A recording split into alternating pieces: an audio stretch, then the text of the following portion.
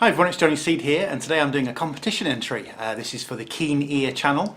I saw here a video by Beetle James and he was doing the competition and I thought, oh, that looks like fun. I'll have a bit of that. So I went over to the Keen Ear channel, I got the questions, and so I thought I'd join in. Now I'm going to try my best to show as much vinyl as possible.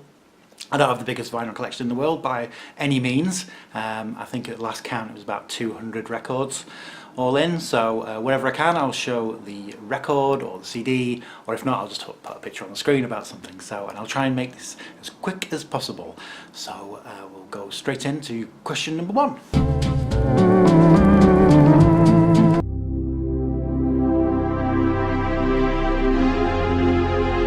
So yes, the Clockwork Orange soundtrack by Wendy Carlos, the sound pioneer I think you'd call her. Fantastic stuff. And also the soundtrack I probably listen to the most is the soundtrack to this film, The Assassination of Jesse James by the coward Robert Ford. And the soundtrack is by Nick Cave and Warren Ellis.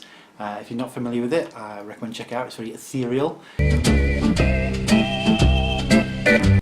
I don't have any signed albums, unfortunately. I did have a signed copy of the Peter Hook biography, but I sold that on eBay. But for something I'd like to have signed, I'm going to go with Frank Zappa. This is Zappa in New York. It's not the one with Punky's Whips on it, the one that's worth a lot of money, unfortunately. So for a great sounding album, I'm going to go with Led Zeppelin 2. This is an album which, when I first heard it on vinyl, back when I was 17, pretty much changed my life. As far as the music I was listening to anyway. I was just completely blown away by the way it sounded. Just the bass, the heaviness of it all round, the bit where it kicks back in after the drum solo in Whole Lotta Love, just completely blew me away. I just love the fact that it's kind of it's heavy and dense and clear and very organic sounding, if that makes sense, very sort of analog. Produced by Jimmy Page. So yeah, Led Zeppelin 2, and possibly controversially, I'm going to go from my bad sounding album. I'm going to pick another Led Zeppelin album, also produced by Jimmy Page, and this is In Through the Outdoor, which is their last studio album. Very disappointed in this. It's not particularly the songs I don't like, it's just the fact that the mid-range sounds really muddy, the vocals are just swamped in reverb. The John Paul Jones's synths just quite, I mean, they probably sounded great in 78, 79 when this came out, 79, but nowadays just, they don't really cut the mustard. There's only really Bonzo that gets away with not being affected by it. So unfortunately, yes, I'm going to have to pick In Through the Outdoor by Led Zeppelin, and this is my potentially schneid copy. I really don't think this is a genuine release on Atlantic anyway. It's a Portuguese one.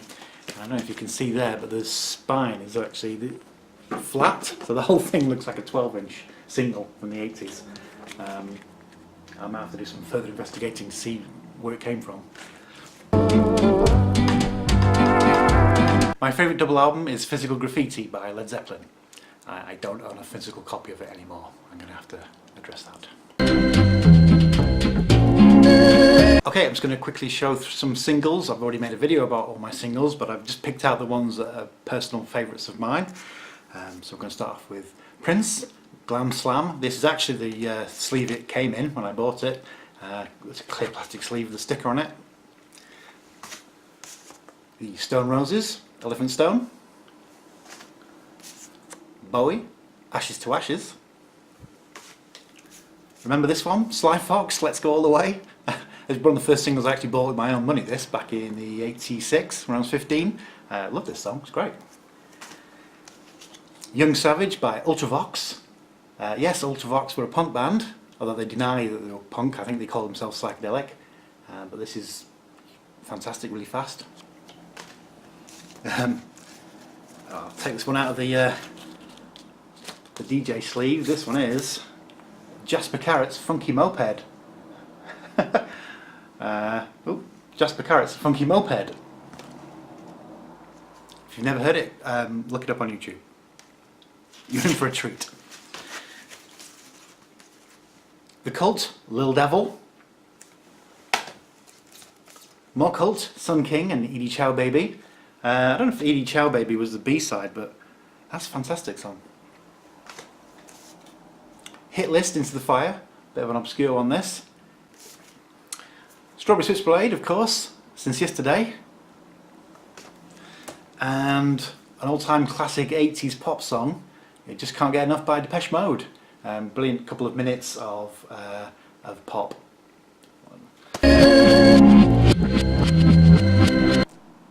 Okay, so this one I'm going to pick a newish album. I'm going to go with The Parquet Courts and Wide Awake. I've no idea why people think this is so good. I've read dozens of reviews of it where people rate it. I think they're all on crazy pills. It sounds to me just like dozens of songs from the 70s and 80s mixed together. I just don't understand the appeal whatsoever. But for an underrated album, I'm going to go with Trees and The Garden of Jane Delaunay, which you may not have heard of. These were a 60s and 70s British folk prog band, in the similar vein to, I guess, maybe Incredible String Band? Not sure. But the song itself, Garden of Jane Delaunay, is absolutely haunting. It sounds like a horror film, like a Hammer horror film. It should be made into a horror film, I think. It's got a good story to it, or at least, you know, it's very atmospheric. I think I heard this on John Peel maybe, about 10-15 years ago, the song. I instantly looked it up and bought it. Absolutely love this album. It's great.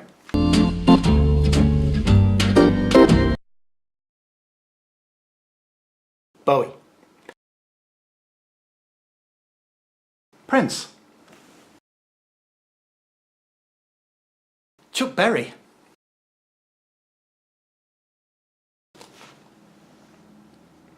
Jimmy.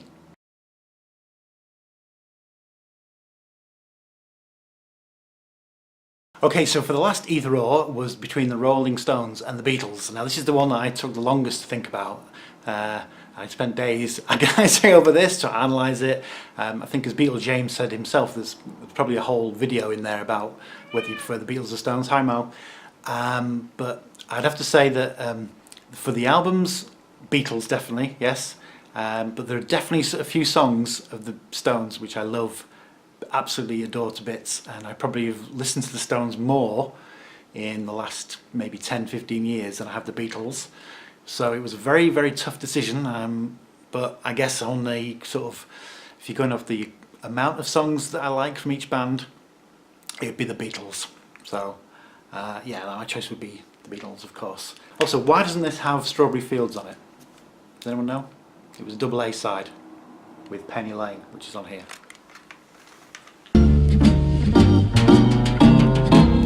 So an album that exceeded my expectations, I'm going to go with Sandy and the Sunsets, Immigrants.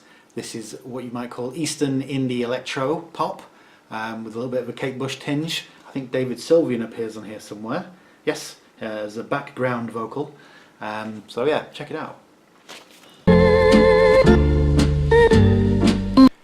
Radiohead, King of Limbs.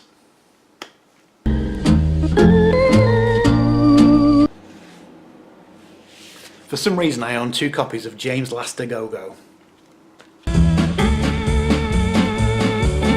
I have 2 choices for the controversial album cover question. My first one is everybody's favourite posh Geordie, David Coverdale's band Whitesnake.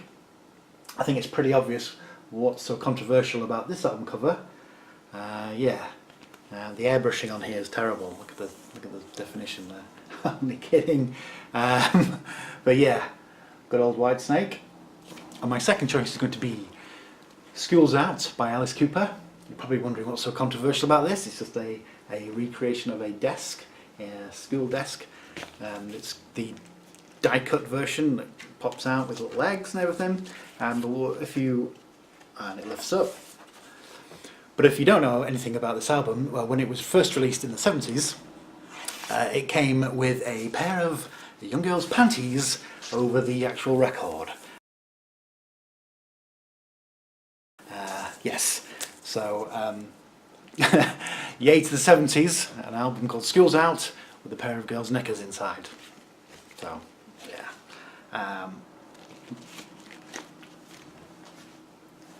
Okay, that was my competition entry. I hope you enjoyed my choices. I enjoyed picking them, and I'll see you next time. Bye!